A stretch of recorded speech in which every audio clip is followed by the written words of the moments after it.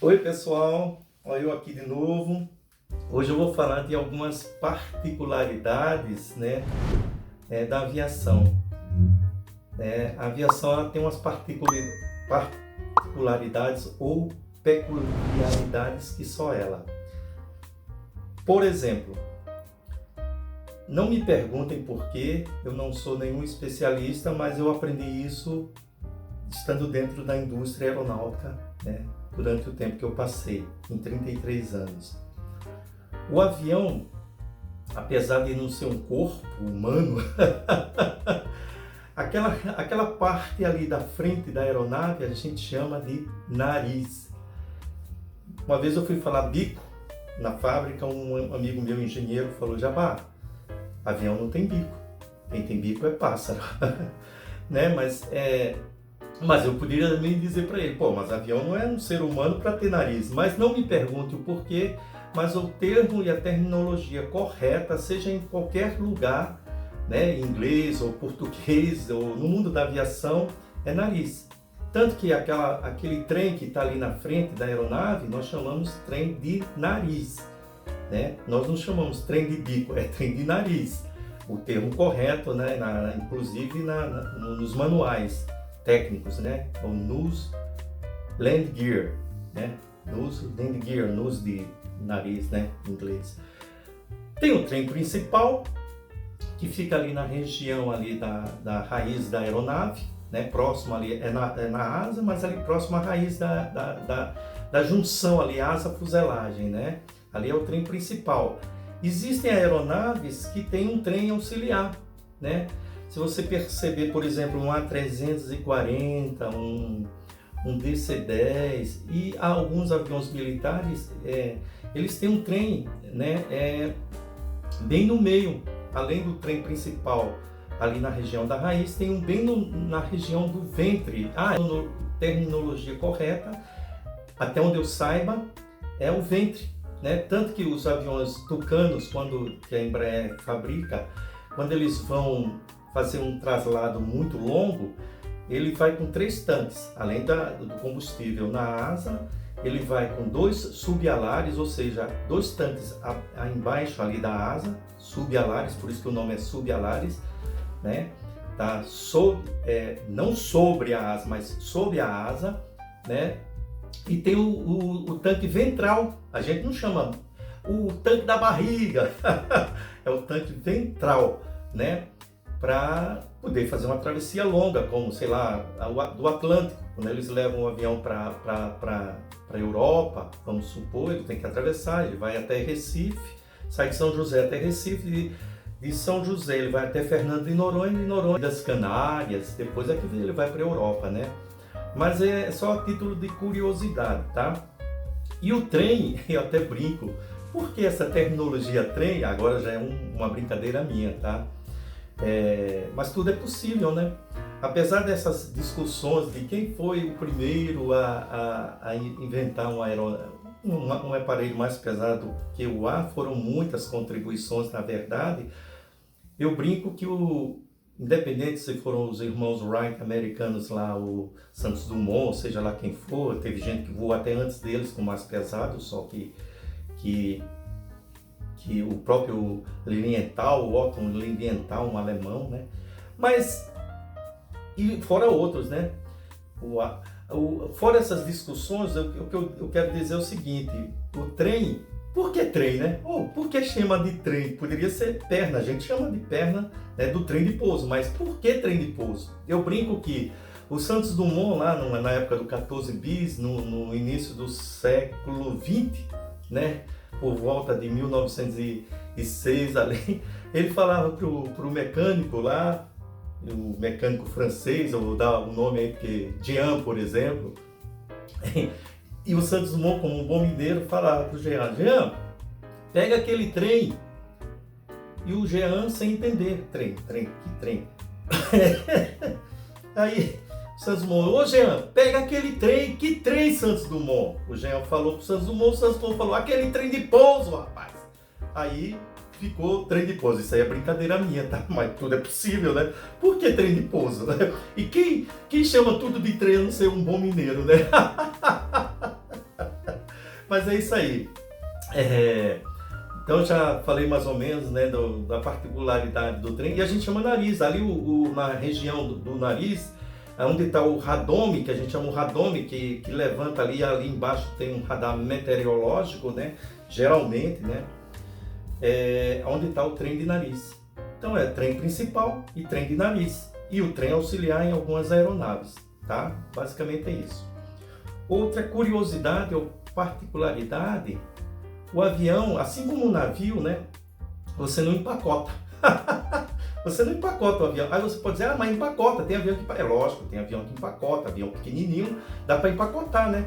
Tira ali as asas, bota dentro de uma caixa e dá para levar para o cliente. Mas um avião de um determinado tamanho, não existe essa. O avião tem que ir voando. Ele vai ser entregue para o cliente voando, que é a única forma de chegar no cliente é voando. Não tem outro jeito. O avião voa para ser entregue, né?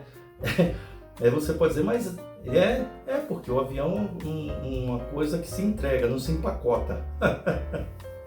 Outra curiosidade, o motor de um avião, geralmente, eles se localizam fora do corpo ali da aeronave. A não ser um avião pequeno, que tem um motor ali incorporado nele mesmo, né? Tá ali junto com a fuselagem, vamos dizer assim, no envelope, né? Um avião de um determinado porte, não. O motor fica fora da aeronave. Às vezes sobre a asa, às vezes lá atrás na fuselagem, às vezes sob a asa, a maioria das vezes é sob a asa, né? É uma particularidade também que só o avião possui, né? Outra coisa, eu posso dizer para vocês que hoje tudo, o pessoal fala de modal, não existe um modal mais eficaz, mais eficiente em termos de tempo do que um avião, né? A maioria das aeronaves, né, sejam executivas ou aeronaves comerciais, elas voam a 800 km por hora, cerca ali em média 800 km por hora. E eu desconheço qualquer outro meio de transporte terrestre que voe tão rápido, né? Que eu digo no ambiente da Terra, né? No ambiente da Terra. Eu falei terrestre, mas eu quero dizer planeta Terra, nessa atmosfera terrestre. Eu desconheço. Eu até brinco, o cara pode dizer, e o foguete? Não, mas o foguete, ninguém fica para cima e para baixo de foguete, né, meu filho? Quem fica para cima e para baixo de foguete é astronauta. Eu nunca voei de foguete, certamente jamais vou voar de foguete, né? Então, de avião eu posso dizer, que eu voei, pretendo voar muitas vezes ainda, que é um meio de transporte mais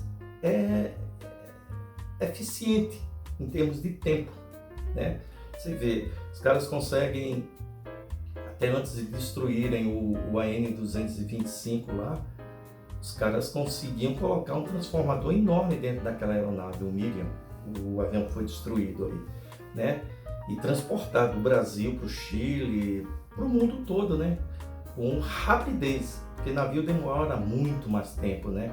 Ainda tem um problema, o navio tem o fato da maresia, tá ali, por isso que tem que estar tudo embalado para não ter corrosão, né?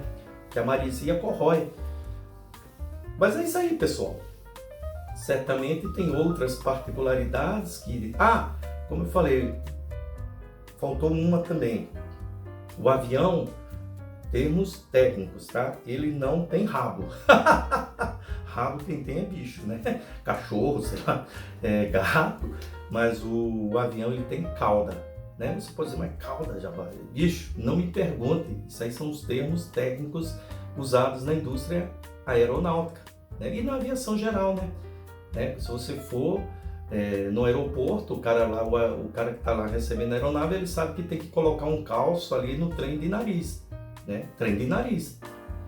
Ele não vai falar assim pro auxiliar dele ou coisa para ele, bota um calço ali no bico do avião. Não, no trem de nariz, né?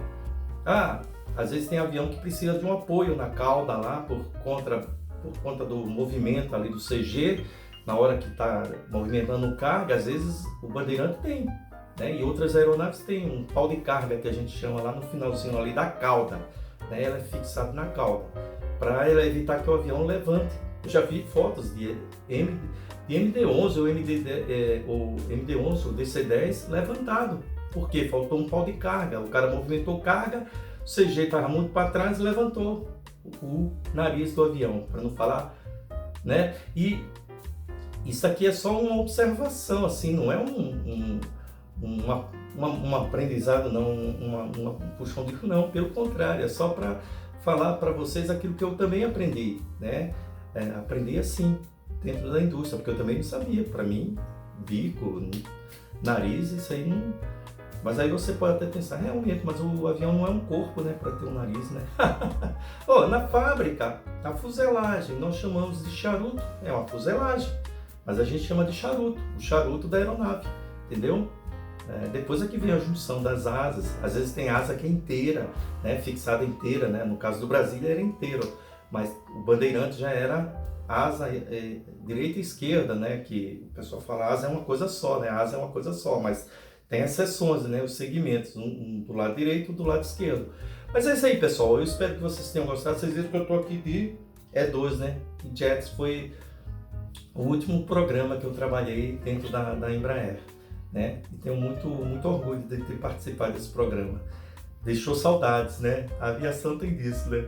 E não foram 3 anos, foram 33 anos. E eu tenho muitas boas recordações.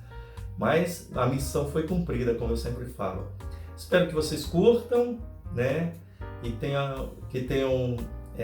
eu tenha passado um pouco desse conhecimento para vocês mais uma vez. E vamos em frente.